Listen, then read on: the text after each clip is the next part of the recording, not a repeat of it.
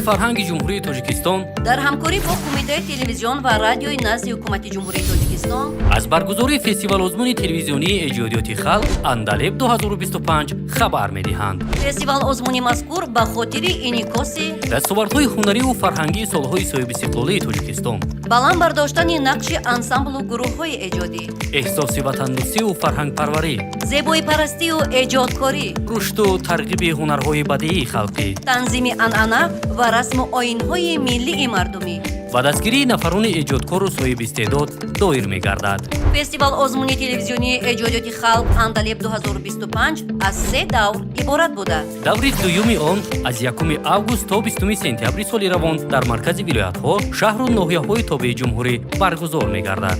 دوری نهایی و برنامه فرهنگی گلچین فستیوال آزمون ماهی اکتبر در شهر دوشنبه دایر می‌گردد.